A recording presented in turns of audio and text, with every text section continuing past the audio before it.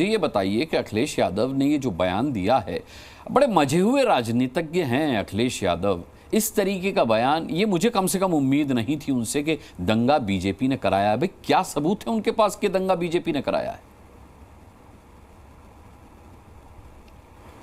देखिए, कभी भी आप देख लीजिए, जितने भी दंगे हुए, इस तरीके की कोई बातें हुई, चाहे मस्जिद के आगे आप देखो कि चाहे वो हनुमान चालीसा पढ़ने का मामला हो, लगातार ऐसे लोगों पर कार्रवाई क्यों नहीं होती है? वो किसी भी धर्म का हो, किसी भी वर्ग का हो, अगर कोई इसी तरीके की राजनीति करता है, इस तरीके के अगर सांप्रदायिक ध्रुवीकरण करता है, संप्रदायों के बीच जहर घोलने का काम करता है, ऐसे सरकार क्यों नहीं कार्रवाई करती है? और सबसे बड़ी बात, जब मुख्यमंत्री खुद कहेंगे 80-20 का नारा देंगे, वो अली बजरंग बली का नारा देंगे, जब वो कह देंगे एक क्षेत्र की हम गर्मी निकाल देंगे, जब मुख्यमंत्री खुद जो संवैधानिक पद पर बैठे हुए हैं वो अगर इस तरीके की बातें करेंगे तो कार्यकर्ताओं का मनोबल क्या होगा, उनके समर्थकों का मनोबल क्या होगा? अच्छा। और जैसे ही बहराइच में हुआ मामला, पुलिस जब कोई यात्रा निकल रही है, शोभा यात्रा निकल रही है, पुलिस की पर्याप्त व्यवस्था क्यों नहीं हुई? क्या ये सरकार की फेल्योर नहीं है? या फिर वहां पर पुलिस थी तो फिर पुलिस क्यों मूक दर्शक बनी रही? या फिर जो लोग साथ थे, एक व्यक्ति ऊपर चढ़ जाता है और जिस तरीके उसके साथ हुआ बिल्कुल गलत हुआ। मैं कह रहा हूं कि किसी को भी अगर वो गया है, उसने गलत काम किया, लेकिन जिसने गोली मारी है उसने भी अपराधी का काम किया। अच्छा तो मैं समझ गया। मैं तो पहले दिन से ये सवाल उठा रहा हूं कि ये कानून व्यवस्था का फेलियर है, ये सरकार का फेलियर है, ये इंटेलिजेंस, लोकल इंटेलिजेंस का फेलियर है। मैं खुद राघवेंद्र जी ये सवाल उठा रहा हूं, लेकिन अब आपने कहा कि ये दंगा बीजेपी ने करवाया है क्योंकि चुनाव है। देखिए, चुनाव का माहौल हमेशा रहता है हमारे हिंदुस्तान में, हर साल चुनाव होते हैं यहां पर।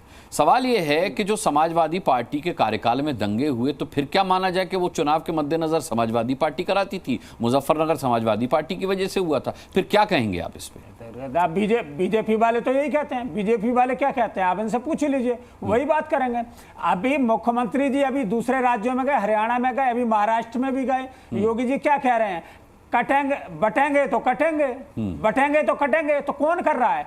एक संविधान की शपथ लेकर के आए व्यक्ति, और जो खुद स्वयं योगी भी हैं, महात्मा भी हैं, उनको समाजों का एकजुट करना चाहिए था। पूरा उत्तर प्रदेश के वो मुख्यमंत्री है, किसी जाति के नहीं है कि हिंदुओं के अलग है, मुस्लिमों के अलग है और ईसाइयों के अलग है, सबके मुख्यमंत्री हैं। उनको तो सबको एकजुट होने की बात करनी चाहिए। लेकिन वो नारा क्या दे रहे हैं?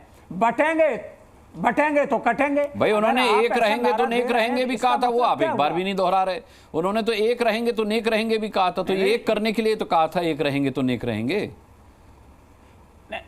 नहीं, उस पर तो कोई किसी ने आपत्ति कहां करी? आपत्ति इस पर हुई कि बटेंगे तो कटेंगे। भाई क्यों कह रहे हो आप? क्या आपकी कोई मंशा नहीं जान रहा है? सब कुछ है। जिनकी रही भावना जैसी, प्रभु मुहूर्त देखी तिन तैसी। तो ये जैसा उनका स्वभाव है सब कोई जानता है कि उनका ध्रुवीकरण की राजनीति से ही कुछ हो सकता है। एक कल भी आपने देखा होगा कि महिला पुलिस हेड कांस्टेबल के साथ, खुद उसके साथ बलात्कार। अरे भाई, समाजवादी पार्टी वालों को तो अपराधियों में भी जाति दिखती है। समाजवादी पार्टी वालों को तो राघवेंद्र जी अपराधियों में भी जाति दिखती है।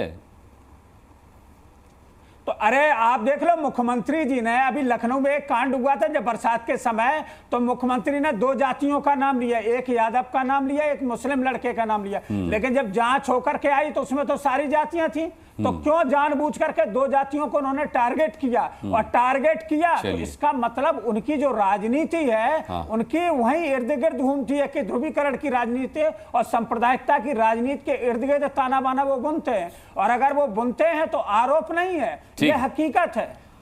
चलिए राघवेंद्र दुबे जी, मैं लौटूंगा आपके पास। प्रेम शुक्ला जी, आपने राघवेंद्र जी को बहुत अच्छे से सुन लिया, क्या जवाब देंगे आप? कह रहे हैं कि कटेंगे बटेंगे, इस तरीके की ध्रुवीकरण वाली राजनीति, एक करने की राजनीति होनी चाहिए। योगी हैं, संत हैं, मुख्यमंत्री हैं, सूबे के मालिक हैं, करना क्या चाहिए और कर क्या रहे? कार्य प्रणाली पर ही सवाल उठा रहे हैं योगी आदित्यनाथ की। राघवेंद्र जी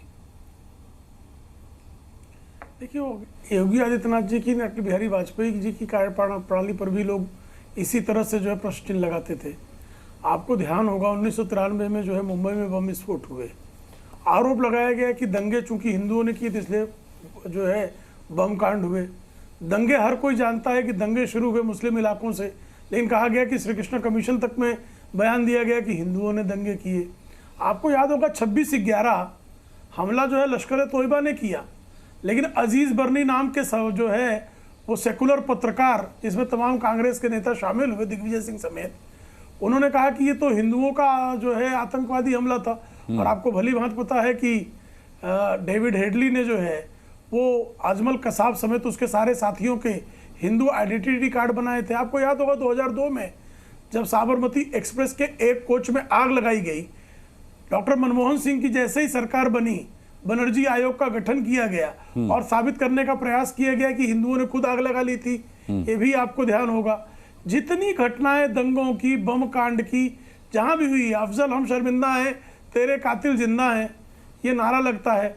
अजमल कसाब 26/11 के आतंकवादी हमलों का सरगना, उसके समर्थन में जो है दया याचिका दायर की जाती है और उसमें सपा के और कांग्रेस के नेता जो है हस्ताक्षर करते हैं। हर किसी को पता है याकूब मेमन जो है, जो 12 मार्च 1993 की बमकांड की घटना का सजा याफ्ता है, लेकिन इन सब बातों को सुनने के बाद भी प्रेम शुक्ला जी, ये सिद्ध नहीं होता कि बीजेपी ने दंगा नहीं कराया बहराइच में, जैसा कि अखिलेश यादव कह रहे हैं। आपकी इन सब बातों से ये तब भी साबित नहीं होता कि दंगा आपने नहीं कराया। ये अरे मुझे ये बताइए ना, आपने सिद्ध किया कि 12 मार्च 1993 जो है वो हिंदुओं ने दंगा किया था? आपने ये सिद्ध किया कि 12 मार्च 1993 का बमकांड हिंदुओं ने किया था? आपने ये सिद्ध किया कि साबरमती एक्सप्रेस में आग हिंदुओं ने लगाई थी? आपने ये सिद्ध किया कि 26/11 की जो है वो घटना हिंदुओं ने, वो आतंकवादी घटना की थी? हर किसी में शामिल हुआ कि इस्लामी आतंकवादियों ने ये घटना की।